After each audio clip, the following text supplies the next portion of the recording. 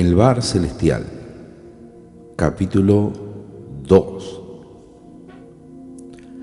Faltaba algo. No podía darse cuenta qué. El sol estaba empezando a calentar la ciudad mientras Disher avanzaba por el camino hacia un chalet de un dormitorio detrás de la casa principal. Cerca, la marea gemía y se estrellaba contra la costa. Este era el principal motivo por el cual había elegido el lugar: lo cerca que estaba del océano. Los sonidos y los aromas del mar siempre lo habían atraído. También le gustaba su aislamiento, no solo por él, sino porque podría tocar su música sin molestar a nadie. Y el precio estaba bien. Después de todo, ¿en qué otro lugar de San Diego, si no en Playa Ocean, podía encontrar un chalet de un dormitorio a un paso de la costa por solo $500 mensuales? Por cierto, tenía que ahorrar hasta el último centavo. Todavía estaba pagando préstamos de su madre y un amigo. La Dirección General de Rentas le estaba haciendo todo tipo de amenazas porque aún no había hecho el último pago global por sus impuestos vencidos. Su fracasada empresa de Florida todavía lo obsesionaba, y de muy diferentes formas. Disher giró la llave en la cerradura y abrió la puerta de su chalet. Respiró hondo, suspirando para sus adentros cuando cerró la puerta. Hogar, dulce hogar, pensó. Nunca iba a hacer esto sin disciplina. Quizás hoy las cosas fueran diferentes. Estaba cansado de eso, de trabajar hora tras hora, día tras día, semana tras semana, y que solo un poco de música justificara todos sus esfuerzos. Quizás su madre estuviera equivocada. Quizás no tuviera tanto talento después de todo. Tiró la llave sobre la mesa de la cocina y caminó hasta la heladera vacía.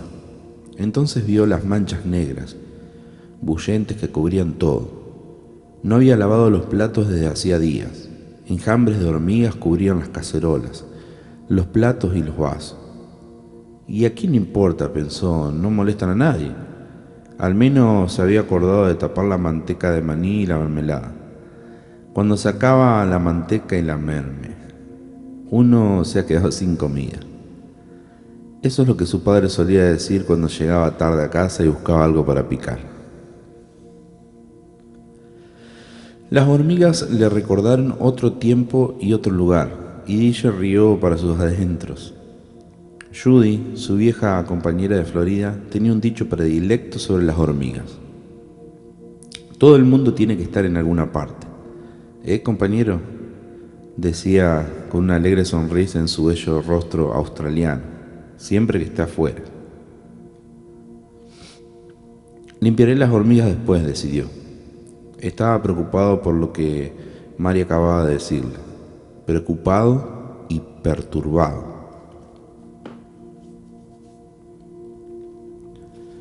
Fue hasta su escritorio, donde había altas pilas de jeans y remeras viejas. Colgó su ropa y abrió las ventanas del chalet.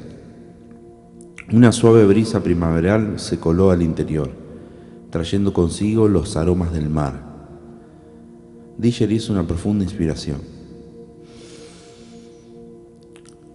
Pasó junto al piano, pero luego se dio vuelta y con la mano derecha empezó a tocar algunas notas. Era una acción refleja para Disher, igual que tratar de pasar de largo frente a una caramelera. Una vez que la había visto, tenía que probar un caramelo. Por el rabillo del ojo advirtió que un par de pantalones cortos cubrían su contestador automático.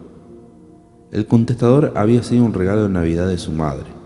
Quería que supiera que cada vez que lo llamaba y no lo encontraba: no puedo adecuarme a tu horario delirante, decía la madre, le había dicho. Recordó que en realidad no había controlado su contestador en un par de días. Sacó los shorts dejando a la vista una luz que titilaba. Por pura costumbre tocó el botón de encendido. Un penetrante frío corrió a través de su cuerpo. «Hola, Patrick. Soy Jim Green», dijo un animado acento irlandés desde la máquina. Disher levantó los ojos al cielo raso y sacudió la cabeza. ¿Quién podía confundir esa voz? Su agente, el agente al que no había visto ni una sola vez. Era la única persona en el mundo que lo llamaba por su segundo nombre. «Hace tiempo que no sé nada de ti», continuó Green. «Necesito saber cómo anda tu concierto. Leí tu cinta del primer movimiento a algunos tipos importantes. No me vayas a fallar, ¿eh? Le di mi palabra. Les dije que lo terminarías en cualquier momento. Llámame por teléfono y dime si he cometido un error. ¿Sabes el número?». Colgó. Varios meses atrás, Disher le había enviado algunas cintas grabadas de su música a varios agentes de la costa oeste. Green habría sido el único en manifestar algún interés. Periódicamente llamaba para interiorizarse de sus progresos. Disher sabía que debería sentir gratitud, pero había algo acerca del tipo que no le gustaba. Se sentó al piano, sacudiendo aún la cabeza. La tapa del instrumento y el atril estaban cubiertos de pilas de papel pentagramado, llenos de notas e ideas garabateadas en diferentes armaduras de clave. Había estado experimentando con contrapuntos variados. Durante un momento, estudió al viejo Clad Arm Pleasure vertical. Lo había comprado en una feria americana la primera semana que se había mudado a San Diego. Estaba cubierto de raspones tras décadas de abusos, pero era lo único que podía pagar. Pasó varias semanas recauchutándolo. Ahora se lo veía igual al viejo piano de su madre, la única cosa por la que ella realmente se preocupaba.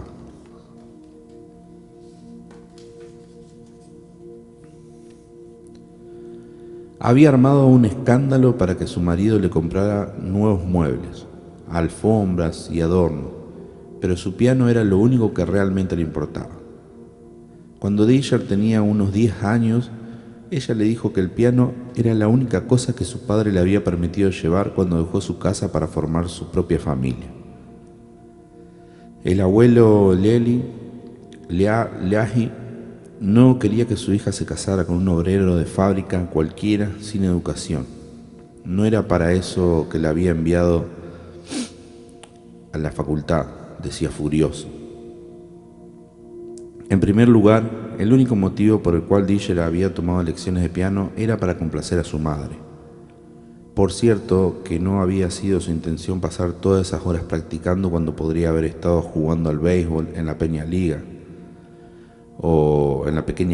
quise decir, o fútbol para Pop Warner o básquetbol en la Asociación Cristiana de Jóvenes. Al principio odió tocar el piano. Como había sido criada en un barrio católico irlandés, su madre lo había enviado a estudiar con las monjas. Disher recordaba que le golpeaban los nudillos con un puntero porque tenía dedos indolentes.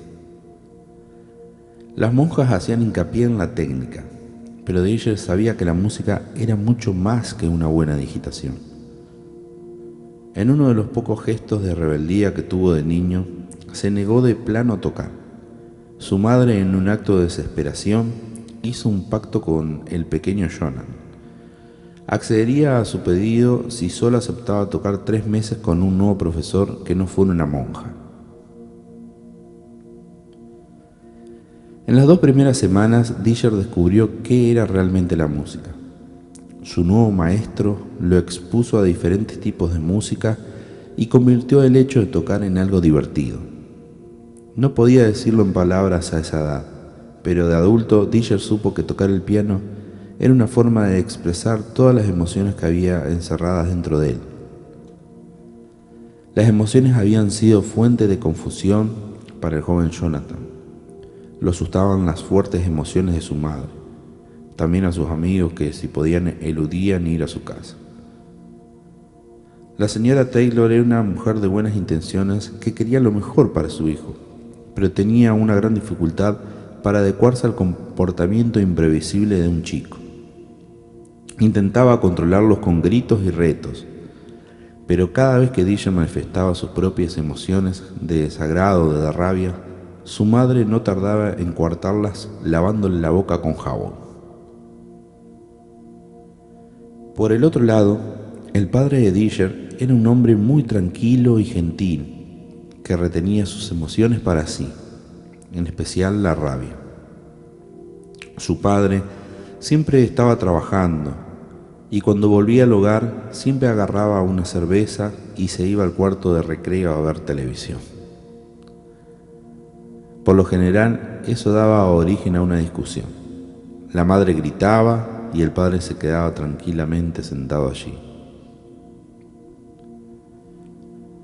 En una decisión inconsciente, Disher había seguido el camino de su padre de mantener todo dentro de sí, pero tocar el piano le permitía expresar la gama completa de emociones de una manera segura y aceptable. Sus padres habían encontrado la forma de trabajar más tiempo y más duro para que Disher pudiera tener maestros de piano cada vez mejores. Ya mientras cursaba la escuela secundaria católica, había ganado varias competencias y fue cortejado por varias de las mejores facultades de música de la zona de Chicago. Sus conocimientos, técnica y pasión crecieron tremendamente a lo largo de sus años de facultad. Todo cambió, sin embargo, después de graduarse. En su primer año, Disher estudió en Europa. Durante ese tiempo, su padre, que había sido un gran bebedor, cayó seriamente enfermo por el gran daño que el alcohol le había causado a su hígado y su cerebro. Cuando Disher volvió a la Universidad Loyola para cursar su último año, su padre estaba mucho mejor. Los médicos, a quienes Disher por lo general despreciaba en razón de su manía de resolver todos los problemas mediante drogas, fueron muy directos con su padre. Le dijeron que si volvía a beber, se moriría. En ese momento Disher sintió una fuerte urgencia por acercarse a su padre. Ninguno de los dos había hecho jamás pesca en profundidad, de manera que trabajó horas extras y planeó unas vacaciones sorpresa en Key West para los dos.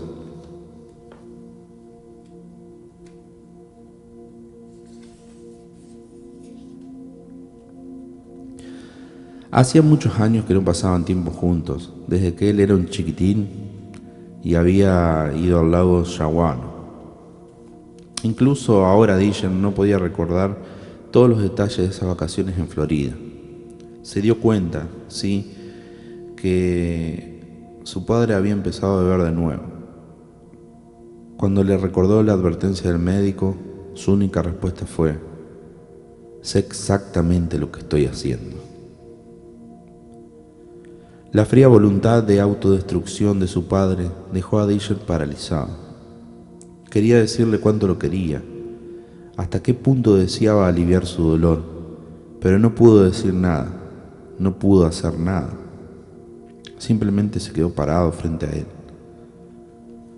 Disher sabía muy poco acerca de su padre, que guardaba tantas cosas dentro de sí. De regreso en casa tras las vacaciones en Florida, el interés de Disher por la música decayó rápidamente. Se disipó por completo pocos meses después, cuando su padre murió.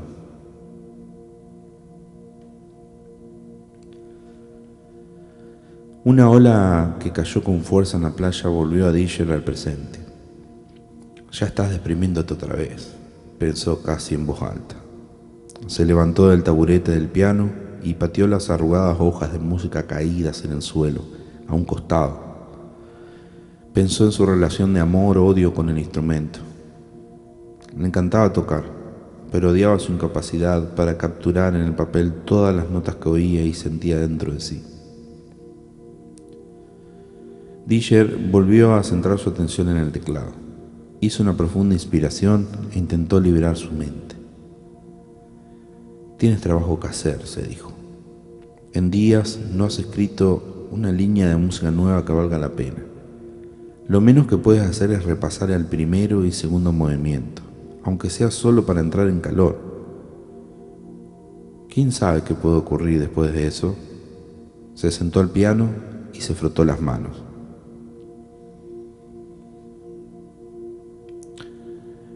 Cuando pudo liberarse totalmente fue mágico. Podía dejar a sus espaldas lo mundano y lo real y entrar en su propio y especial mundo de creación, donde era amo de todo lo que investigaba. Aquí estaba en otro nivel de realidad, una conciencia de que aumentaba su poder. Aquí saboreaba el conjunto de emociones que durante largo tiempo habían fermentado en las oscuras bodegas de su corazón. Tocar música era, en cierta forma, avanzar por la senda de la propia realización. Todavía no había llegado a ella, pero algo le decía que estaba en el buen camino. La clave, de alguna manera, era la música. No, reflexionó, la música era solo la puerta. La llave era su composición musical, este concierto que había estado bailando en su cabeza toda su vida. Sabía que los conciertos no tienen transiciones de un movimiento al otro, pero por alguna razón su concierto necesitaba una.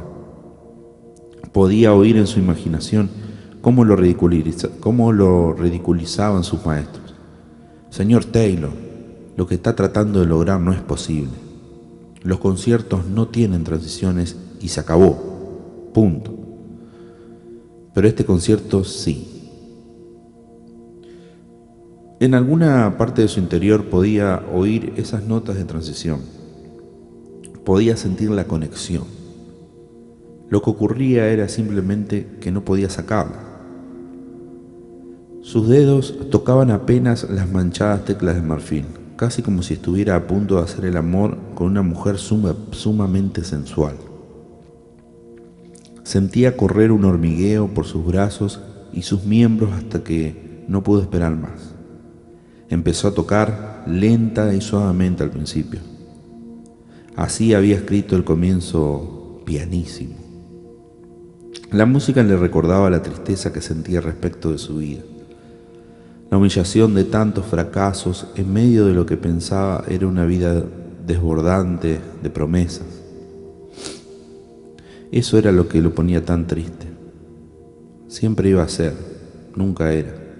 Tanto potencial, tan pocos logros. Ahora venía la rabia, creyendo.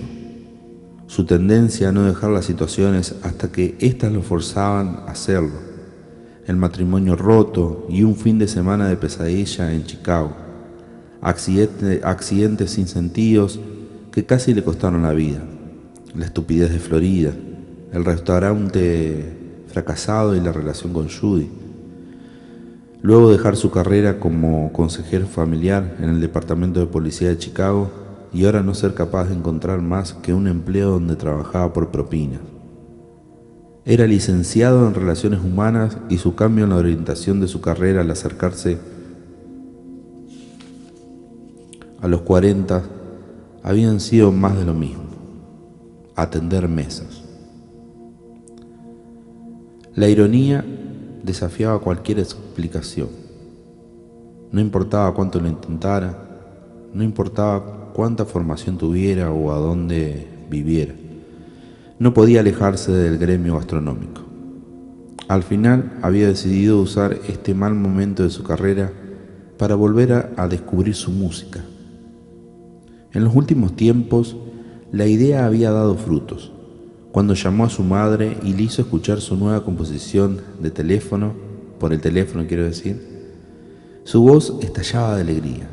Eso fue antes de que se rompiera el meñique. Su dedo meñique erró una nota.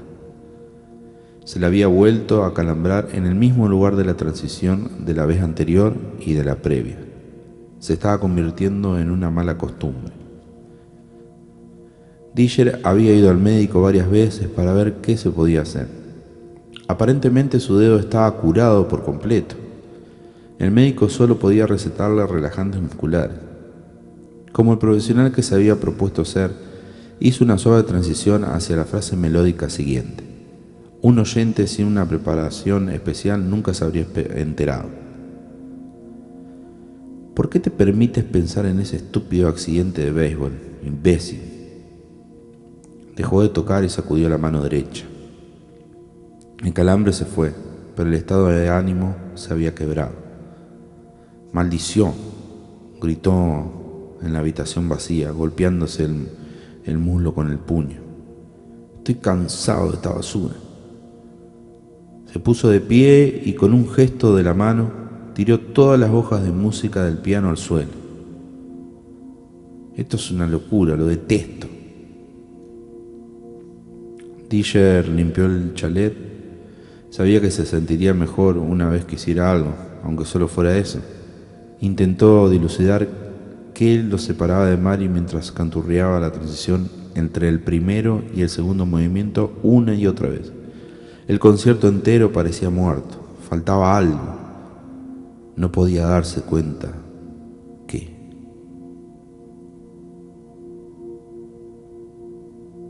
Si has llegado hasta aquí, agradezco que te suscribas al canal y apretes la campanita para poder seguir leyendo más textos, libros y más. Gracias. Nos vemos en el capítulo 3 del Bar Celestial.